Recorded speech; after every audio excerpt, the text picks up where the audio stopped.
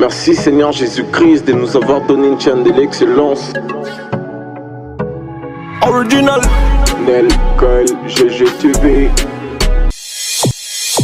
Là, c'est quelque chose du nouveau que vous ajoutez parce que ça n'existait pas même dans la définition de la Saint-Valentin. Donc, vous soutenez le fait que même les célibataires peuvent célébrer la Saint-Valentin et tout? Oui. Parce que en fait, c'est une fête des amoureux. L'amour n'est pas seulement célébré lorsqu'on est en couple. Donc, je ne dois pas fêter comme tout le monde. Mes pensées, tout ce que j'ai eu dans la parole de Dieu, je dois l'appliquer.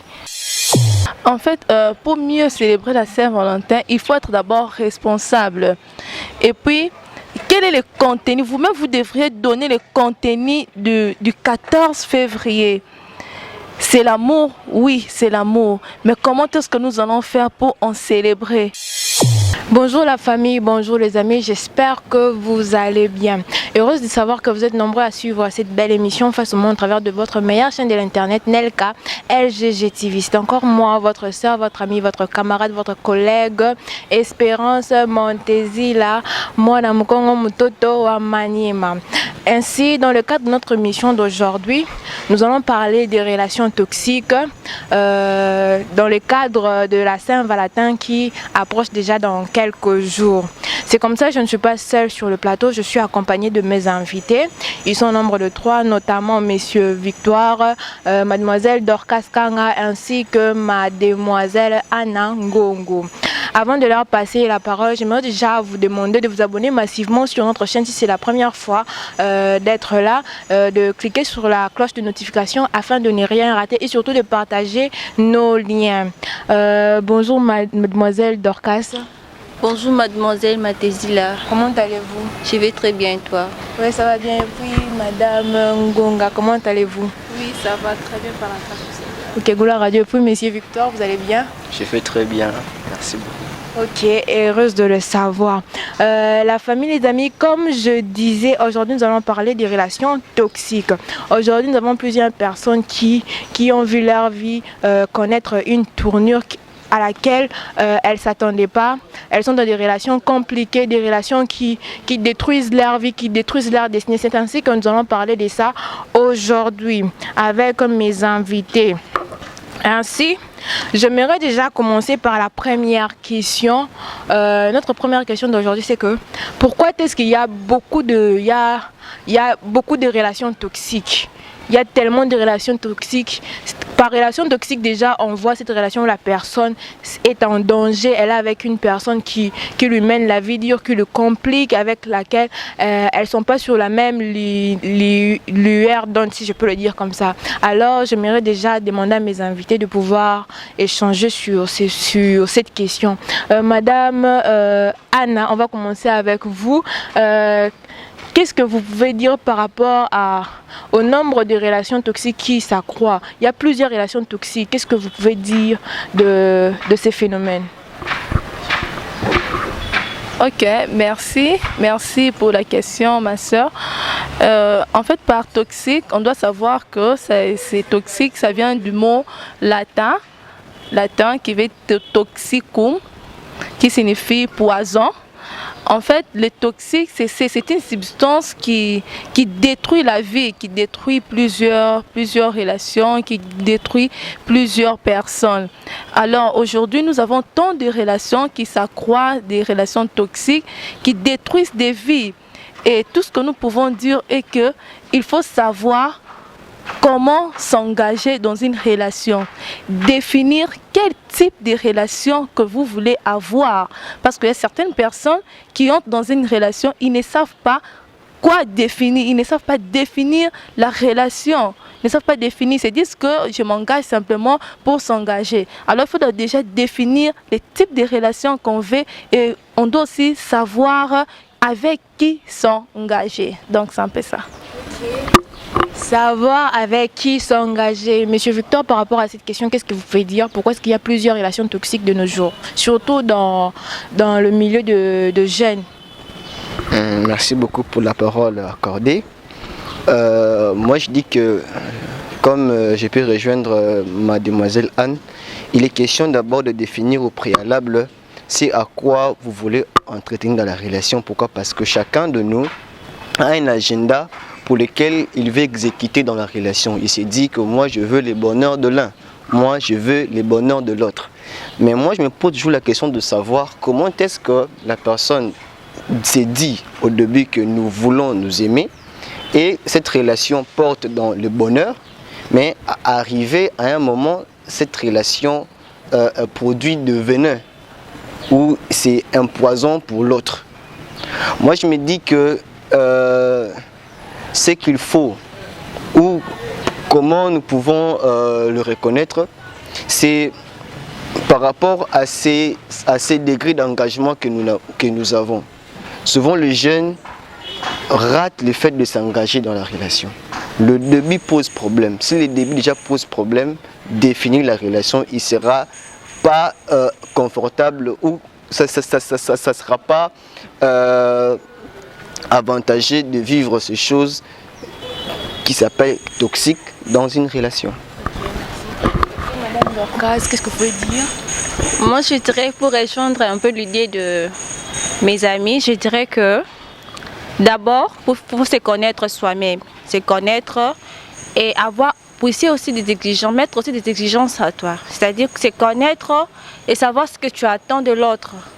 Tu vois, l'autre personne s'engage parce qu'il a vu, il se sent seul, il est dans la solitude et tout. C'est pourquoi il se retrouve dans de pareilles situations. Okay.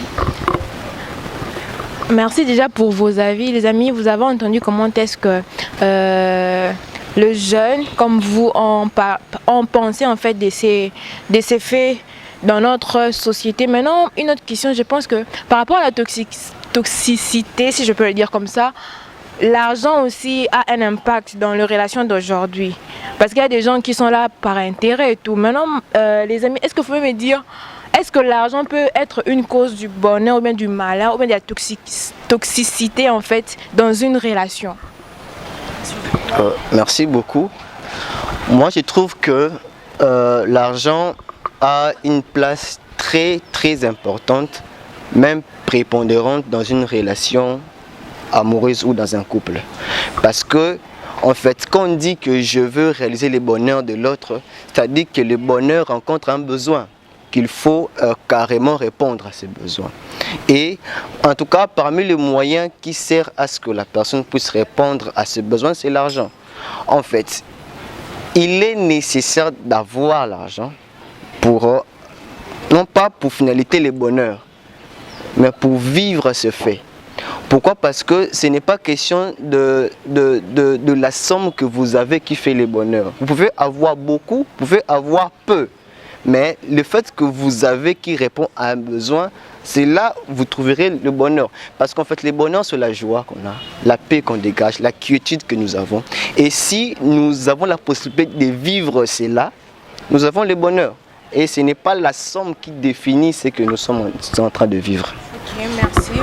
Madame Dorcas, qu'est-ce que vous voulez dire par rapport à ça? Comment est-ce que l'argent, parce qu'il y a des gens qui aiment leur partenaire à cause de l'argent, ça rend déjà la relation toxique. Est-ce que l'argent peut définir le bonheur ou bien le malheur dans un couple? En fait, l'argent ne définit pas le bonheur. Le contraire, l'argent contribue au bonheur. Parce que sans l'argent, comment on va faire fonctionner l'amour? L'amour est comme une entreprise. On doit le financer. C'est un peu ça, je peux le dire ainsi. Quand vous dites ça, Madame Dorcas, je ne vous coupe pas la parole, excusez-moi. Quand vous dites que l'argent, il faut la financer et tout, c'est comme un intérêt et tout. Et pourtant, on dit que l'amour, il doit être en fait désintéressé. Non. Moi, je dirais que l'argent, comme je viens de le dire, l'argent contribue au bonheur. Imaginez toi avec un partenaire qui ne s'occupe pas de toi, qui ne fait que nourri par des paroles par des paroles de motivation du genre dans 5 ans on fera ceci, dans 5 ans on fera cela, mais il ne prouve pas de quoi il va assumer. Il ne montre pas, je peux dire quoi, rien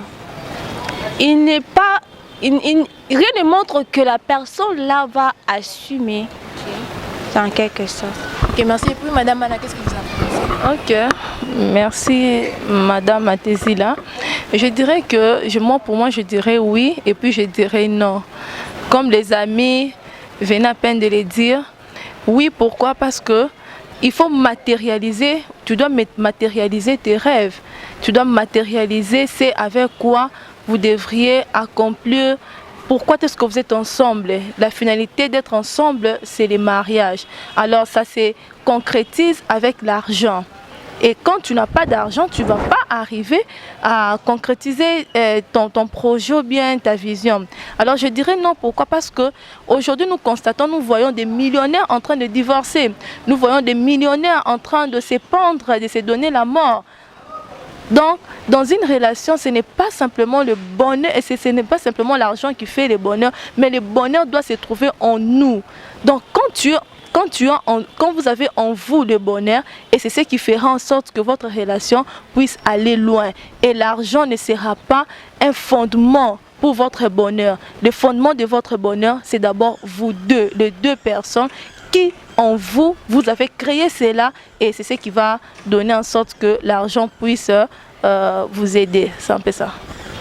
Merci, Madame Anna.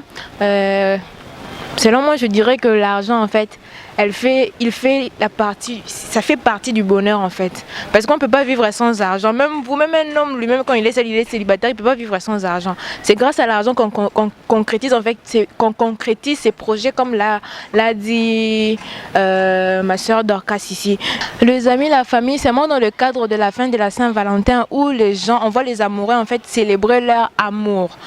C'est partout dans le monde qu'on la célèbre les 14 février. Maintenant, je me demande, est-ce qu'il faut attendre seulement le 14 février pour démontrer son amour à son partenaire ou bien à son conjoint? Madame Dorcas, est-ce que vous pouvez nous répondre? Moi, je dirais que l'amour, ça se démontre à chaque jour. On ne doit pas attendre une date comme le 14 février pour démontrer son amour à son partenaire. Donc, les partenaires doivent se démontrer leur amour chaque jour. Ok. Vous pouvez passer les micros à Madame Anna. Oui, merci. Merci pour la question.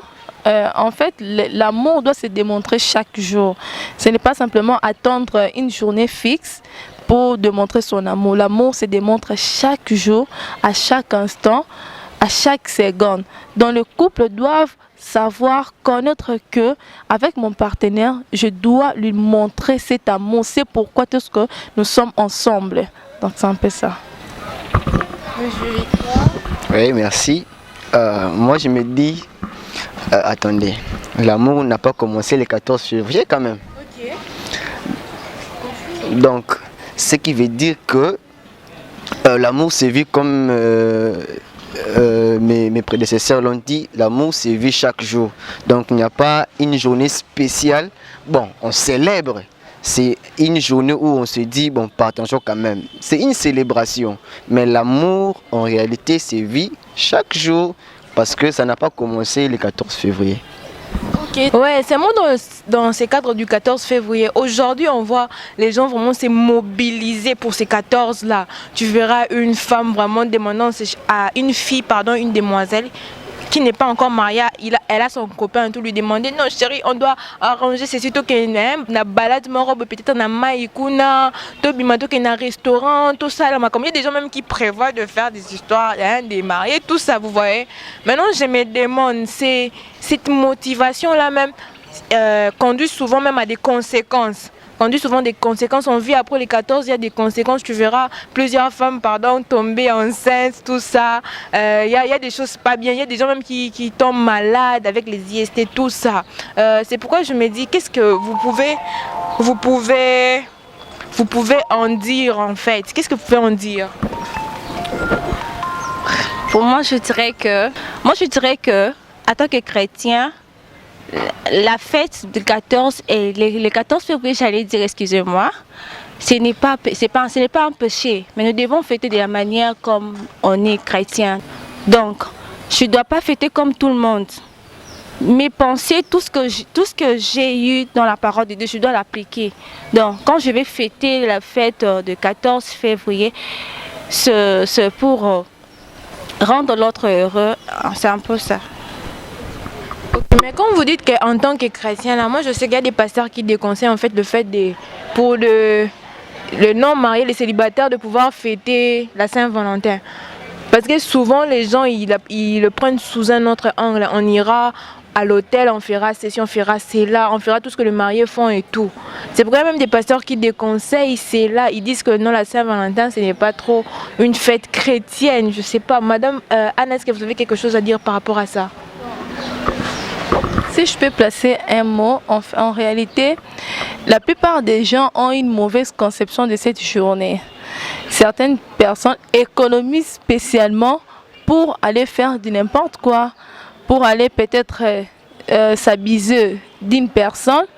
En fait, il veut plus démontrer son amour ces jours-là. Or, après ces jours-là, il y a encore une journée où il y a encore des jours qui s'en suivent et il va laisser comme ça. Alors voilà pourquoi des fois les certains serviteurs de Dieu déconseillent par rapport à ça. Ils se disent que non, c'est mieux de se préserver par rapport à ça. Oui, merci beaucoup. En fait, moi j'ai dit déjà le 14 février, c'est un jour. Pour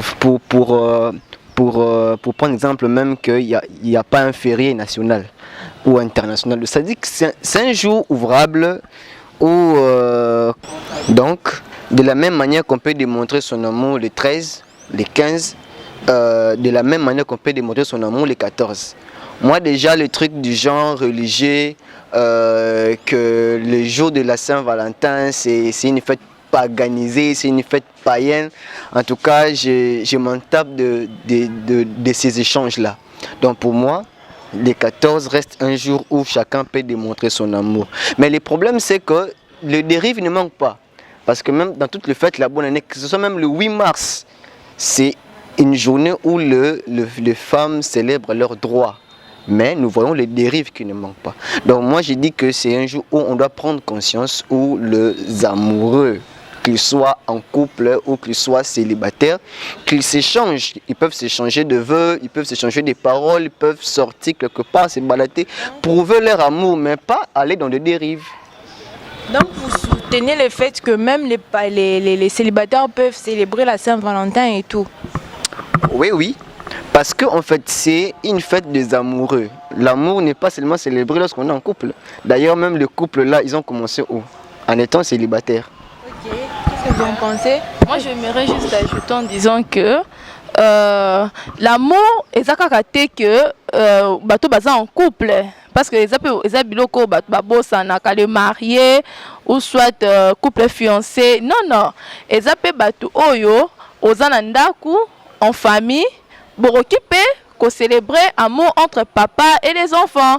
Donc tu montres, tu apportes un cadeau, papa, en guise de notre amour, en guise de mon amour pour toi, mon cher papa, je t'offre quelque chose. Donc ça peut aller dans ce sens-là. Tu aurais quelque chose à dire par rapport à ça? Ouais, là c'est quelque chose du nouveau que vous ajoutez parce que ça n'existait pas même dans la définition de la Saint-Valentin. Parce que ça se limite que dans une relation amoureuse entre un homme et une femme. Donc pour dire que voilà, amoureuse. Quand je dis que moi, enfant, je présente à ma mère, par exemple, en guise de notre amour, en tout cas là, c'est sorti du cadre de la Saint-Valentin, parler d'autre chose. Ok, monsieur Victor pense que ça n'a pas de sens. Pour une dernière question, vu que nous courons déjà derrière le temps, que faut-il faire pour mieux célébrer la Saint-Valentin et tout, dans un bon cadre, pour ne pas dériver, dérouter et tout? Merci ma soeur. En fait, pour mieux célébrer la Saint-Valentin, il faut être d'abord responsable. Et puis, quel est le contenu? Vous-même, vous devriez donner le contenu du 14 février. C'est l'amour? Oui, c'est l'amour. Mais comment est-ce que nous allons faire pour en célébrer? Pour donner aussi si par exemple nous sommes mariés, et qu'est-ce que je dois faire encore de plus pour rendre heureux? Pour ngai na olobake, avant d'abord ya kokota na relation, faut mutomi yeba azanani. Ozanani olingi nini? Et tu as des visions, oui. Quel genre de personnes a partagé tes visions? Parce qu'il y a d'autres personnes, quand ils viennent dans ta vie, à être ruinés. C'est pourquoi pour être prudent, tu dois être exigeant. Pas de faire de choix terre à terre, du genre, naninga za la kitoko, naninga za la boy. Oui, cela n'est pas mauvais. Mais il faut qu'il y ait motonini oyongai naningi. Pour se retrouver dans la vie c'est un peu ça. Merci les amis de la famille. Je crois que nous sommes déjà arrivés à la fin de notre mission à Lelo où nous avions parlé en fait de la Saint-Valentin, de ses implications ainsi que de relations toxiques. J'ai dit déjà merci à mes invités d'aujourd'hui. Vous êtes nombreux à nous suivre de partout dans le monde. C'est ainsi que nous sommes en train de vous remercier énormément. Ainsi, j'aimerais déjà demander à mes invités si vous avez La prochaine fois. Ok les amis, la famille, vous étiez nombreux à nous suivre, à suivre cette belle émission face au monde au travers de votre meilleure chaîne d'internet Nelka, LGG TV. Nous avons parlé de relations toxiques ainsi que de la Saint-Valentin. Comme ça, sur mon plateau, je t'ai accompagné de Mademoiselle Dorcas, Mademoiselle Anne ainsi que de Messieurs Victoire. C'est comme ça aussi, je suis en train de profiter déjà à saluer et à remercier en fait la patronne de la chaîne Maman Nelka là-bas en Suisse, que Dieu la bénisse abondamment. Et ainsi, je remercie aussi notre coordonnateur Lumière Mboma. Je remercie toutes ces personnes qui nous ont soutenus, qui nous ont regardés. Et surtout, je vous rappelle de pouvoir vous abonner massivement sur notre chaîne si c'est votre première fois, de cliquer sur la cloche de notification afin de ne rien rater et de partager nos liens. C'était comme ça votre sœur, votre ami, votre camarade, votre collègue Espérance Montesi, là, vous. Comme ça, on se retrouve prochainement. À plus.